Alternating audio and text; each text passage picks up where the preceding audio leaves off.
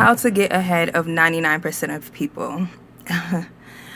So I have been seeing this trend of videos popping up on my screen here and there. And this is no shade to those videos. In fact, I have not watched them. They could make excellent points. And a lot of them, I think, were related to finance channels. The point is, as I was seeing these titles, I was inspired to create my own video on this topic and share my own perspective. In fact, Spirit really urged me to share my perspective real quick. I made a couple of notes on my phone just to get through it. There's not going to be much editing to this video. I just want to get the message out. How to get ahead of 99% of people. That in and of itself is a flawed premise, first and foremost. You may think you want to get ahead of 99% of people, and even as I saw these titles, my own ego kind of perked up and said, my curiosity, yeah, I'd like to get ahead of 99% of people. But the truth is, neither you nor I actually want to get ahead of 99% of people. The truth of what we really want is that we want to get ahead of ourselves. We want to get ahead of where 99% of our lives have led us to be up to this point. We are not satisfied with the way 99% of our lives have been looking like. So first, step one is to stop concerning yourself with other people, with the 99% of people that you supposedly want to get ahead of. They have nothing to do with you. You have nothing to do with them. Two is to recognize that you already are the 1%. You are a very unique individual, a very unique being. The essence of who you are is already innately the unique 1%. That's what I'm going to call you. That's what I'm going to call me. The unique 1%. We are already that. It's just about us embodying that. Everything always starts with self-awareness. Being aware of the truth of who you really are. Not who they said you were, not who they told you you are, not who they conditioned you to be, but the truth of who you really are. The problem with society is that it grooms the 99%, the masses, to be out of touch with the truth of who we really are. Get to know yourself.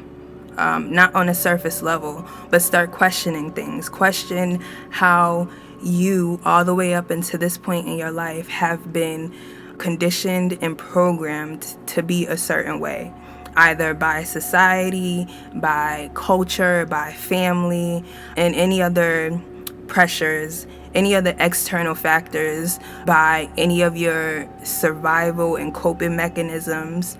Those are certain things that shape our sense of identity. And a lot of times, those are out of alignment with the truth of who you really are. So start examining those things, questioning those things, and really get to know the true essence of who you really are. I'm going to say that a million times so that it can really be drilled in your head, because that is truly how you get ahead of the 99%, is embodying your true, unique 1% self. Okay? Once you really get to know yourself and you embark on that journey, that is a long and non-linear, very complex journey in and of itself. I won't speak about it as if it's this one and done easy thing solution. It's not going to happen overnight.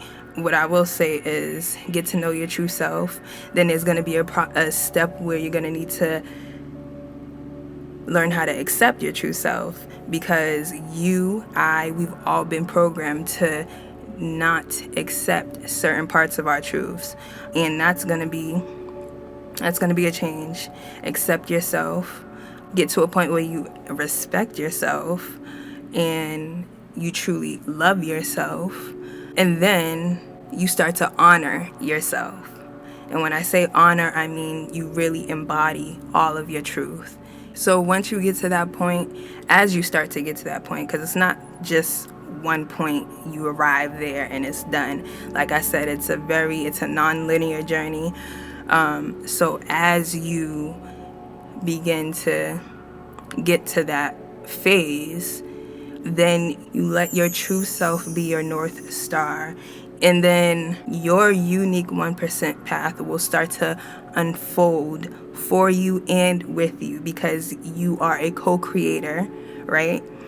Okay, so this is good. I'm just going to read this verbatim because I wrote it perfectly, and I'm not going to try to memorize it to look good on camera.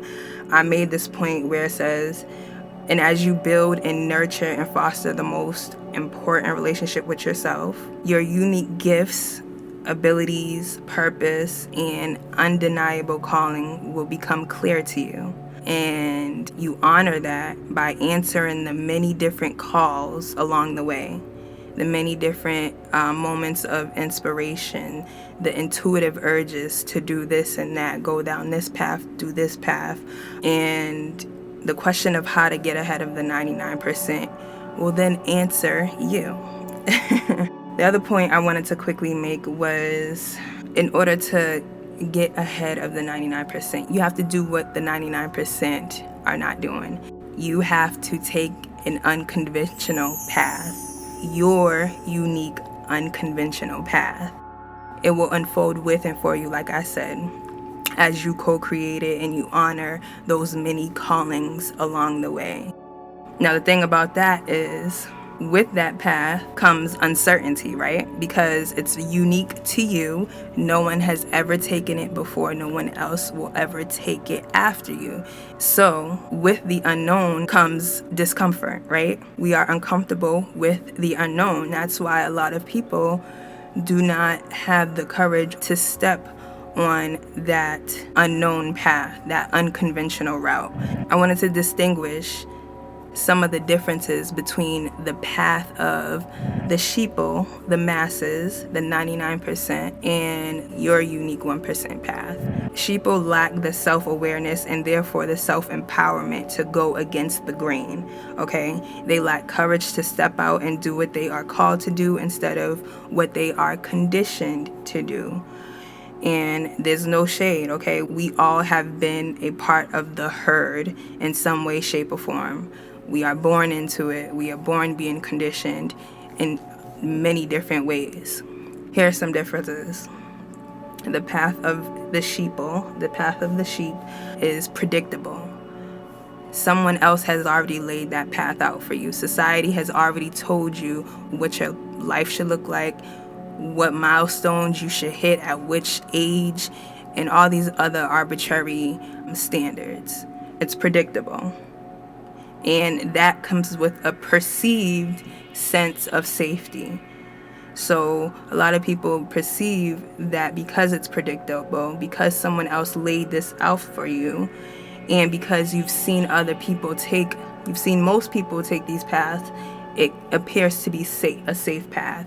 And I emphasize the word perceived safety, because it's not safe in actuality. Because it doesn't work for everybody. It doesn't work for your unique 1%. Now, the path of your unique 1% is divinely supported and therefore actually safe for you. It's unknown and unpredictable, but it unfolds with and for you. It's way more empowering for you. It's self-led. It's aligned. It's aligned. That's the most important part. It's aligned specifically for and with you. The path of the sheep is limited and stagnant, although there is a lot of movement. It's almost like, people who talk a lot but don't say nothing. They talk so much, but they really ain't saying nothing. That's also how we have been conditioned to be in society, to have a lot of perceived movement, to be working towards these arbitrary goals or these different milestones that society has laid out for us that we haven't necessarily consciously chosen for ourselves. And we're doing a lot of movement working towards those, but we're not really getting anywhere. We're not getting anywhere because we're not going along the path of our unique 1% self. It's like a carrot being dangled in front of you. So you take steps to try to reach it, right? You take steps to try to get all this external validation and to fill the void of not embodying your true unique self, the essence of who you truly are, and the void of not taking your unique 1% path. We fill that by material things and external validation, but you never actually reach what you're trying to reach, which is ultimately to be able to live and embody your truth. And that arbitrary movement gives you perceived progress, but it's not real. It's not actual, because you're not actualizing your unique 1% path. So the path of the sheep is limited and stagnant, while the path of your unique 1% self is unlimited. It involves a lot of growth and expansion. That sounds beautiful. However, with growth comes growing pains. That's why most people choose not to take the unconventional path, choose not to follow their unique 1% path, to choose not to embody their true authentic selves in a society that teaches us, conditions us, and even punishes us when we try to live and express our truth. The path of the sheep is conventional, convenient, and comfortable. So of course 99% of people are going to take that path. We now live in a society where we have given up a lot of our freedoms, our power, and our safety, and our truth. We've traded all of that for convenience and comfort. So the path of the sheep is disempowered, while the path of your unique 1% self is very self-empowered. And a lot of that comes with a lot of self-responsibility, self-discipline. And of course, those things aren't easy, which is why 99% of people choose not to take that route. The path of the sheep is caged and enslaved. The path of your unique 1% self is that of freedom. And finally, the path of the sheep is insatiable and dissatisfying, constantly trying to fill a void with external factors, external validations, material things, and those things could never fill the void of not living your truth, not being in alignment with the essence of who you truly are. And by not taking your unique 1% path, those things could never fill it, no matter how much we try to. So the path of the sheep is dissatisfying and insatiable, while the path of your unique 1% self is very, extremely, deeply, inexplicably gratifying. It is very yummy, delicious, super gratifying, and I can't stress that enough, but it's not easy. I'm gonna wrap it up there. That's my 2 cents of the matter. That's the message that Spirit urged me to get out quickly to you. And so marinate on that, and also meet me in the comments below. Let me know what your thoughts are on this perspective. I love these conversations on these kind of perspectives. Let me know if you had any type of aha moment, any epiphany on any of the points that I just made. And last but not least, subscribe. My name's Shadisha. Much gratitude.